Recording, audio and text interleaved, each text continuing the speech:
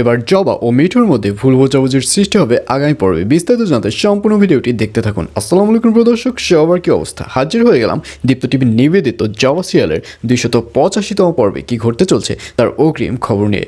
এই পর্বটিকেও মিস করবেন না, কারণ এই পর্বে আপনারা দেখতে পারবেন মিঠুকে দেখা যাবে সে যখন রুমে ঢুকবে তখন জবাকে দেখবে জবা চুপ করে বসে আছে। তখন মিঠুরও মেজাজ খারাপ হয়ে যাবে।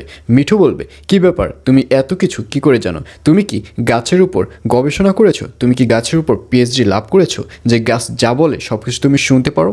তখন জবা বলবে, আমি পিএইচডি লাভ করিনি, তবে একদিন তো করব।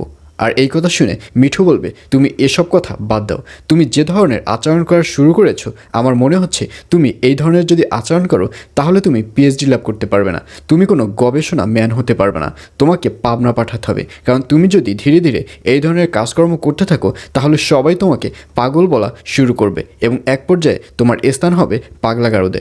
তখন জবাকে দেখা যাবে জবা ভীষণভাবে মন খারাপ করে ওখান থেকে চলে যাবে।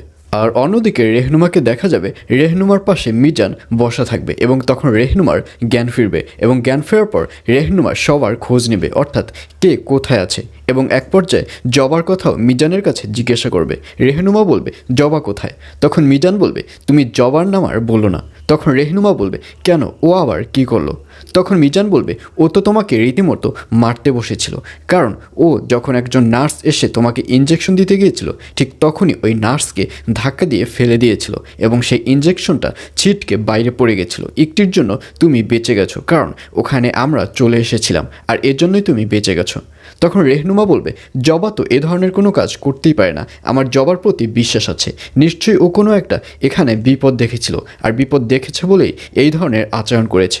তখন মিজান বলবে, তোমাকে তো দেখছি জবার সাথে সাথে তুমিও পাগল হয়ে গিয়েছো, তুমি ওর কথা এবার বাদ দাও। এইসব বলতে দেখা যাবে মিজান সাহেবকে।